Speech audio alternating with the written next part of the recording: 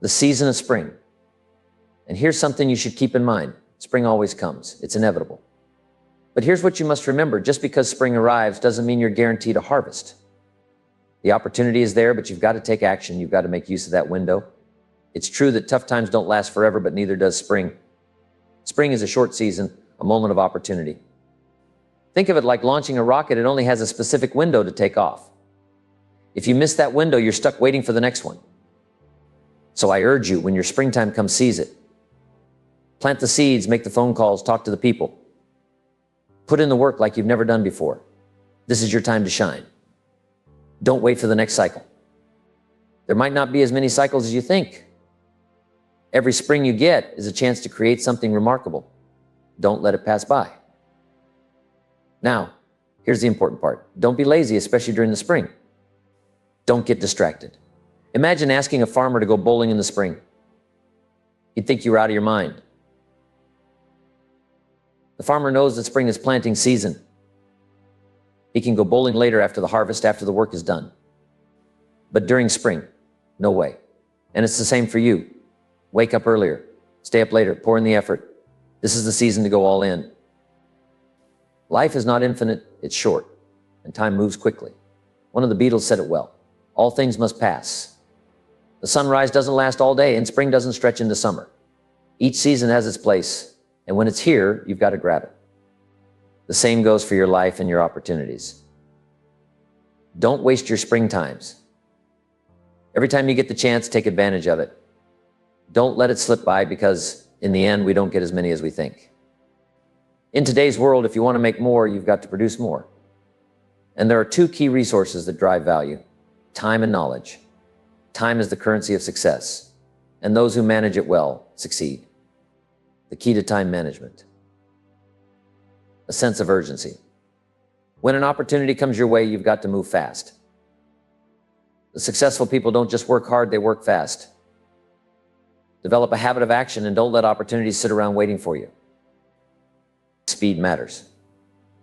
In business, people will pay for someone who can deliver faster, who can meet their needs quickly. If you can be that person, if you can move with urgency, success will follow. Now let's talk about procrastination. It's not just the thief of time, it's the thief of life. The more you put things off, the more opportunities slip away, and before you know it, the moments you could have seized are gone. If you want to outperform your competition, both inside and outside your organization, you've got to develop a habit of acting swiftly when something needs to be done. Build a reputation for speed and dependability. People should know you as someone who gets things done, not someone who lets time slip by. One of the wonderful things about developing a sense of urgency is that the faster you move, the better you get. Why? Because speed brings experience. The more you do, the more you learn. The more you learn, the more capable and confident you become. And here's something interesting: speed generates energy. When you move fast, you build momentum, and with momentum comes enthusiasm. That energy sets you apart. People who move fast develop a different kind of personality. They're proactive, not reactive. They're always ahead of the curve. Key phrase: casualness brings casualties. If you take a casual approach to life, you'll miss out on what matters most. Successful people are simply more productive than unsuccessful people. They've built better habits. They don't procrastinate. They dream bigger, and they take action. They work from clear written goals. They focus on what's important. They love what they do, and they're constantly getting better at it. Successful people are problem solvers. They don't waste time thinking about what could go wrong. They're too busy figuring out how to make things go right. They use every minute to move closer to their goals. Now, here's something I learned in sales training. There's a big difference between major time and minor time. Let me explain. Minor time is all the preparation work, thinking about your prospects, making lists, keeping records, traveling to meet them. It's important, but it's not where the real value lies. Major time is being in the presence of the prospect. That's where deals are made. That's where success happens. If you take a hard look at your week, you might realize that 90% of your time is spent on minor tasks and very little on the major ones. So ask yourself, how much time are you actually spending in the presence of the opportunity? Because that's what counts. Here's another thing to keep in mind. You don't manage time. You can't. Time moves on its own. It doesn't need you. And it doesn't need me. It just keeps ticking away no matter what we do. Whether you're asleep or wide awake, time is moving. So stop worrying about managing time. It's going to keep going with or without you. What you need to manage are your priorities. It's not about how much time you have, it's about how you use it. Maximize your time by focusing on what's most important in the moment. Don't fill your days with busy work and distractions. Make each day count. Make every action intentional. As John Wooden said, make every day your masterpiece. And here's the next thing, don't confuse movement with achievement. Just because you're busy doesn't mean you're productive. It's easy to get caught up in the daily task, but remember, results matter. Life is a numbers game. Make sure that your actions are bringing you closer to your goals, not just filling up your calendar. It's easy to get fooled by being busy. The man comes home at night, completely exhausted, collapses into a chair, and says, I've been going all day. But here's the real question, going where? Doing what? Some people are moving all the time, but if you look closely, they're just running in circles. They're not making real progress. They're doing figure eights, lots of motion, but no forward movement. So don't mistake movement for achievement. It's not about how much you do. It's about what you accomplish. Here's another lesson from sales. Don't mistake courtesy for consent. You're talking to a potential customer. They're smiling, nodding, being polite. And you walk away thinking, I've got this sale in the bag. But hold on, that nod doesn't mean they've agreed to buy. They're just being courteous. So don't confuse a pleasant interaction with real results. Now, when it comes to time management, it's all about choices. You choose how you spend your time. You can choose to be efficient, or you can choose to be disorganized. You can choose to focus on the tasks that matter most, or you can waste your time on things that don't contribute much to your life. You choose your attitude too. You can be positive or you can be negative. But here's the great news. You're always free to choose. That's your power. If you want to break free from old habits and mental blocks around time management, it starts with a decision. Right here, right now, decide that you're going to become excellent at managing your time. Make the decision that you're going to take control of how you use your time to improve the quality of your life. Aim to get so good at it that people look up to you as a model of discipline and productivity. They should be saying, how does she do it? How does he manage to get so much done? To get there are 4 key time management methods you can use to program yourself for peak performance and find balance between work and life. Let's dive into the first one. The first method is something called positive self-talk, or using positive affirmations. These are powerful commands that you give to your subconscious mind. You're literally reprogramming yourself from the inside out. You see, your subconscious is always listening, and it takes what you say as truth. So when you use positive affirmations, whether you say them out loud or just think them with conviction and emotion, you're giving your subconscious new instructions. You're teaching yourself new habits, new ways of thinking, and new ways of using your time. The key here is to speak these affirmations with enthusiasm. Feel the emotion behind the words, because that's what drives the message deep into your mind, where it starts working like a new operating system. The more you repeat these positive messages, the more you begin to align your actions with your new beliefs. For example, you could say, I am in control of my time and I use it wisely.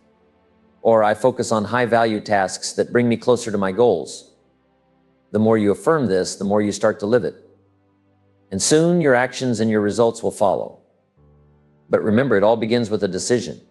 You decide to take control. You decide to become excellent at time management. And once you make that decision, everything starts to shift. To improve your time management, start with the power of positive affirmations. These simple statements, repeated often, can change the way you think and behave. You might say to yourself, I have beautiful work-life balance, or I focus easily on my highest value tasks. But my personal favorite affirmation is this: I use my time well. Say it over and over until it sinks in. You see, when you repeat positive affirmations long enough, they become accepted by your subconscious mind as part of your new reality. And once your subconscious accepts it, your behavior naturally follows. You'll notice yourself becoming more organized, more productive, and more in control of your time. That's how you start to improve your work-life balance and ultimately the quality of your life. Now, that's just the first technique for reprogramming your mind. The second technique is visualization. Mental pictures are one of the fastest ways to influence your subconscious mind. In self-image psychology, the person you see is the person you will become. So if you want to master your time, Start by visualizing yourself as someone who is well organized, efficient, and effective. Picture it clearly. You can even recall moments from your past when you were at your best, those times when you felt like you were in total control, when you were knocking out tasks and feeling on top of things. Replay those memories like a movie in your mind. See yourself working efficiently, handling everything with ease. The more you watch this mental movie, the more your subconscious will accept it as your reality. And once it does, you'll start living it. Now, the third technique is simple but powerful. Find a quiet place where you can be completely alone, no distractions, no interruptions. This is where you can practice combining positive affirmations with visualization. Imagine an important upcoming event. Maybe it's a big meeting, a presentation, a negotiation, or even a date. As you sit or lie there in total relaxation, create a mental picture of that event unfolding perfectly, like a film playing in your mind. See yourself calm, focused, and fully in control. Picture every detail going exactly the way you'd want it to if everything were ideal. See the other people responding positively, saying the right things, and contributing to a successful outcome. As you do this, notice how your mind and body relax. You're programming your subconscious with the belief that you can handle any situation with ease and efficiency. This practice not only prepares you for the event, but it also reinforces your ability to manage your time and your life well. When you use positive affirmations and visualization together, you're reprogramming your mind for success. You're teaching yourself how to become more productive, more focused, and more in control of your time. These techniques are like planting seeds in the spring. They take time to grow, but when they do, the harvest is worth it. The more you practice, the more your external behavior will reflect the internal changes you've made. You'll find yourself handling your tasks with greater efficiency, improving your work-life balance, and elevating the quality of your life. The fourth mental technique will transform your life when it comes to managing your time. It's a simple yet powerful method, and it starts by using your imagination. Imagine you've been cast in a role for a movie or a play. The character you're playing is someone who is extremely well organized, someone who has mastered time management in every area of life. Now imagine going through your daily routine as this character. Every action, every decision you make as if you are this person who has perfect control over their time. You're not just yourself, you're an actor playing the part of a time management expert. Now, here's where the magic happens. When you pretend long enough, it starts to feel real. Fake it until you make it as not just a saying, it's a powerful strategy. Your actions, which you can control, start to influence your thoughts. Eventually, your subconscious mind will adopt the belief that you are excellent at time management. You'll find yourself naturally behaving in ways that reflect that new belief. Over time, this practice of acting as if will shape your reality. You'll begin to live out the role of someone who uses their time effectively and efficiently, someone who is in control of their work-life balance. Now, let me add something here. When we talk about time management, a common trap is the idea of just working harder or longer. We think if we just put in more hours, we'll get more done. I fell into that trap myself. Early in my career, I worked so hard day and night, chasing success, that I almost worked myself to the bone. By the end of the year, I was a shadow of myself, all worn out. Then I realized something important. What good is getting rich if you're too sick to enjoy it? That was a wake-up call for me. I thought, if 12 hours won't do it, maybe 14 will. If 14 doesn't work, maybe 18. But at what cost? My health was suffering, and I was losing balance. Here's what I learned. There's a limit to how long and hard you can work. Yes, if you're not doing much, you probably do need to put in more effort. But once you're giving it your best, the key is not working harder, but working smarter. When you've done all you can in a reasonable amount of time, the next step is to become more skillful. It's about improving the quality of your work, not just increasing the quantity of hours. Here's another lesson I learned. When you work, work. And when you play, play. Don't mix the two. I used to take my family to the beach and bring my briefcase with me. Big mistake. I'd sit there thinking about work when I should have been enjoying the beach. And when I was at work, I'd think about how I should be spending time with my family at the beach. So neither was satisfying. I wasn't fully present at work or with my family. That's when I realized something important. At the beach, be at the beach. At the office, be at the office. Don't try to do both at once. When it's time to work, give it your full focus. When it's time to relax, enjoy your relaxation. The lesson here. Don't work at play and don't play at work. Play is for recharging, work is for achieving. Keep them separate, and you'll excel at both. Now, here's another big one. Learn to say no. In today's world, it's easy to feel pressured into saying yes to everything. We want to be nice, we want to help, but the truth is you can't do it all. When you say yes to too many things, you spread yourself thin and nothing gets done well. Then you find yourself making excuses, trying to back out of commitments, and wasting time fixing what could have been avoided by simply saying no. Saying no protects your time, your energy, and your focus. It allows you to concentrate on what really matters. So don't be afraid to say no when it's necessary. By doing so, you create space to say yes to the things that truly matter. Finally, here's one of the most important lessons I've learned. Concentration. When you're at work, focus entirely on work. When you're at play, focus entirely on play. Don't try to multitask or do everything at once. Be fully present in each moment, and you'll find that you accomplish more and enjoy life more. Act as if you're already a master of time management. Work smarter, not just harder. Be present in your work and play. Learn to say no. And above all, focus on what matters most in every moment. That's how you take control of your time and your life.